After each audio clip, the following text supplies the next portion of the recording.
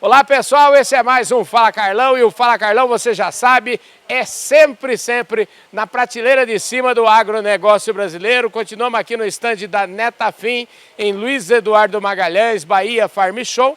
E aqui do meu lado agora está o Elon Svícero, que é o diretor comercial aqui da Netafim. Ô Elon, obrigado pela sua presença aqui, viu? Eu que agradeço, Carlão, agradecer a oportunidade de lhe conhecer pessoalmente e de fazer um bate-papo com você. Pois é. Agora é o seguinte, já te apresentei aqui como diretor comercial aqui da Netafim. A gente vai voltar nesse tema, irrigação, a nossa conversa hoje. Mas antes eu queria, sempre digo aqui, tem um bordão aqui no Fala Carlão, que ninguém nasce diretor de nada, viu? Todo mundo tem história boa para contar. Eu queria que você me contasse um pouquinho da sua. Se você já nasceu na roça, se você não nasceu na roça, onde é que você nasceu, foi criado aonde? Esse sobrenome seu vem de onde? Como é que é? Legal. Bom, Carlão, eu estou há 35 anos no agronegócio. O meu pai foi agricultor, né? Ele foi produtor de citros, de suínos e tudo mais, mas um pequeno produtor, uma atividade quase que complementar. E a partir daí eu peguei o gosto do agronegócio, fiz agronomia e já rodei muito aí no Brasil em diferentes empresas, trabalhei muito na área de defensivos agrícolas, sementes, e há 10 anos eu estou trabalhando com irrigação, levando para o agricultor a solução para muitos problemas, que para mim o principal problema hoje é climático, né? Então é muita satisfação profissional e pessoal você poder apresentar para um agricultor uma tecnologia tão importante quanto a irrigação é na agricultura, né? Escuta, eu acho que eu nunca conheci alguém com tanto poder de síntese como você. Exageradamente, uma síntese enorme. Você falou do seu pai, você deu uma passada, você deu uma voada aí, não deu nem tempo de eu saber o seguinte, aonde que é esse sítio do seu pai aí, onde que é que ele criava? Na verdade, a propriedade do meu pai era no interior de São Paulo, em São Manuel, próximo a Botucatu. São Manuel ali fica na Grande Porangaba, quem conhece, Isso. São Manuel pertence à Grande Porangaba. Exatamente. Na verdade, meu pai era comerciante, com uma atividade adicional, complementar. Entendi. Ele trabalhava, ele tinha um sítio, né? Entendi. E eu sempre ia com meu pai ao sítio e aquilo foi me trazendo aproximação com o agronegócio, com a terra, com a produção, né? E me tornei engenheiro agrônomo e hoje sou feliz da vida. Pois é, agora esse sobrenome, o que é? É espanhol, italiano, é suíço, o que é isso? Na verdade é um sobrenome italiano, ele tem um significado de suíço em italiano, né? Na verdade existe a palavra, o sobrenome foi se transformando aí no passado, né? Mas a origem é do norte da Itália, divisa com a Suíça, por isso o nome Svícero. Rapaz, e vem cá, então não teve muita surpresa quando você falou pro seu pai que ia tentar fazer vestibular, ser agrônomo e tal, ele não ficou bravo, ele estava tudo certo já? Não, de maneira nenhuma, eu sou de uma família de 6 irmãos, sou o único agrônomo na família, né? E eu acho que é muito orgulho, foi muito orgulho para ele, tanto para o meu pai quanto para minha mãe, que eu fizesse uma profissão como agronomia, né? Eu acho que é uma profissão para qualquer um se orgulhar, ainda mais um pai e uma mãe, né? Você, aliás, falando em pai e mãe, eles estão por aí? Não, meus pais já faleceram há alguns anos, né? Deixaram muitas saudades, mas com certeza estão felizes da vida vendo a família e todo o legado que eles deixaram para os filhos, né? Que coisa boa, é sempre importante, eu gosto sempre de falar dos pais, e pai e mãe é uma coisa maravilhosa, sagrada. Eu infelizmente não tenho minha mãe, mas meu pai está por aí, isso me deixa sempre muito feliz, eu gosto muito de falar desse tema. Viu? Exatamente, pai e mãe na verdade é a base da nossa família, né? Então tudo que a gente aprende na vida, aprende do pai e da mãe. E são os primeiros ensinamentos que a gente tem e a gente aprende a honestidade, o caráter, né? E outras coisas, tantas coisas que um pai e uma mãe podem passar para um filho, né? E você já tem filhos também? Eu tenho 2 enteados e uma neta, né? Estou no segundo casamento. E graças a Deus encontrei 2 enteados, que beleza, dos quais eu gosto muito, e tenho uma neta maravilhosa. Olha só, maravilha. Escuta, agora que a gente já deu esse passeio, vamos dizer assim, não deixamos tão sintética essa parte que eu gosto tanto de falar das pessoas, né? Porque pessoas é que constrói tudo, né? Pessoas é que fazem tudo. Eu queria saber como é que foi esse seu desafio 10 anos atrás de entrar aqui para a Netafim e assumir, né? Eu imagino na época assumir um negócio novo, completamente diferente para você, né? Sim, na verdade, Carlão, foi uma surpresa e ao mesmo tempo foi alguma coisa que eu buscava, né? Eu tinha acabado de deixar uma outra empresa e fui convidado pelo ex-presidente da empresa para conhecer uma propriedade irrigada de café no norte do Paraná. Entendi. E aí me apaixonei pela tecnologia, né? Porque é uma tecnologia que agrega muito valor para o agricultor, que cria uma fidelização e traz maior produtividade, maior lucratividade e maior prazer do agricultor, né? Uma vez que o clima é uma das maiores preocupações que hoje um agricultor tem. Então, quando eu me deparei com a tecnologia, eu apaixonei pelo negócio e estou aí há 10 anos trabalhando com isso. Esse negócio te propicia todo dia, vamos dizer assim, levar notícia boa para o agricultor, de levar notícia de que ele pode muito mais, né? Sem dúvida. A irrigação, principalmente a irrigação por gotejamento, ela faz com que o agricultor possa extrair o potencial genético da planta. Você sabe que um agricultor ele toma cerca de 2.000 decisões a cada safra, mas mais de 50% do resultado da produtividade dele vem do clima. Então, ele pode ser um bom agricultor, mas se o clima não ajudar, ele não necessariamente vai ter o sucesso esperado. Então, você poder contribuir com o que representa 50% do risco da atividade dele é um motivo de satisfação muito grande. Hoje, como é que... eu fico pensando o seguinte, né? Com uma tecnologia dessa por aí, à disposição, como é que ainda tem agricultor que não se protege e fica, vamos dizer assim, à mercê do tempo, à mercê do clima? Como é que... o que falta para, vamos dizer assim, crescermos mais, para a irrigação estar mais presente na vida dos agricultores? A tecnologia ela já está disponível há muito tempo. Se você pegar a irrigação por gotejamento, ela tem mais de 50 anos da sua criação, da sua origem, né?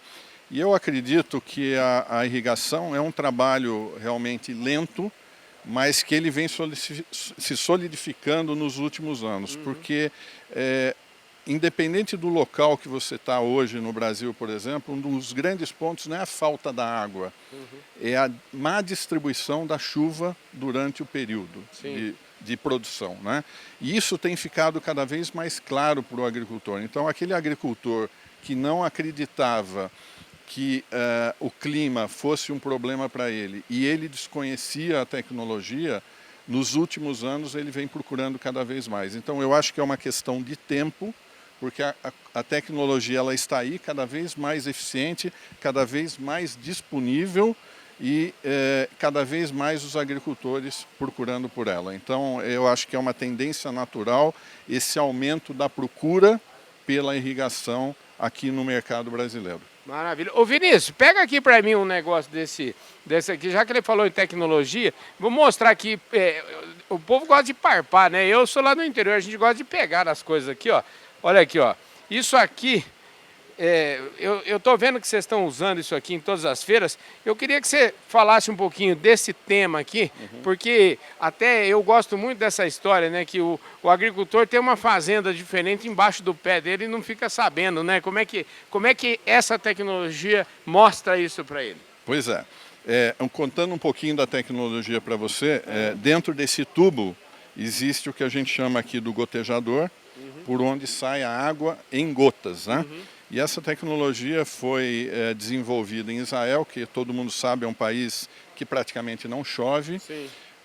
E foi descoberto por acaso, né? Um engenheiro chamado Sim Shablas, ele caminhava pela região sul do país do Israel, convidado para fazer uma adutora naquela região, e ele notou uma coluna de árvores, sendo que uma delas estava mais desenvolvida que as demais. E aquilo chamou muito a atenção dele, né? Como pode, num clima desse, ter uma árvore com um desenvolvimento muito superior às demais? E ele descobriu que havia um cano furado no pé dessa árvore que gotejava. E aí, nesse meio tempo, veio na mente dele a oportunidade de transformar aquilo em um negócio e, ao mesmo tempo, contribuir com o desenvolvimento do Estado de Israel, né? Porque o grande problema de Israel é realmente a falta de água. Lá não é a questão da distribuição, realmente não chove, né? Então, água é a solução e foi a solução para o desenvolvimento e criação para que o país prosperasse. A água, e principalmente dessa tecnologia aqui, foi o responsável por isso.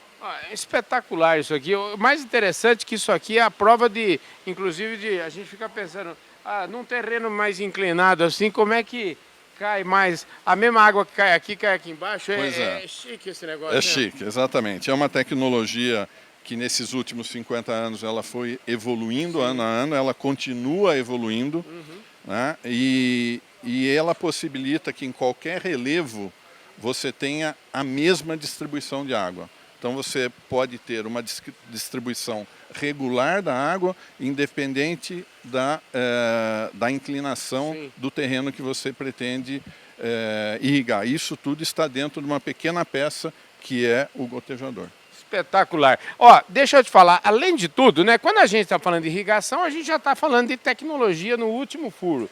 Mas aqui no gotejamento tem mais um detalhe, que a gente está falando ainda de coisa mais sustentável ainda, porque a água é um bem que a gente precisa, vamos dizer assim, não pode haver desperdício, né? Sem dúvida. Esse sistema, Carlão, ele naturalmente, por ele trabalhar, como o nome já diz, com a gota, né, o sistema de gotejamento, ele já fornece uma quantidade, exatamente a quantidade que a planta precisa, né?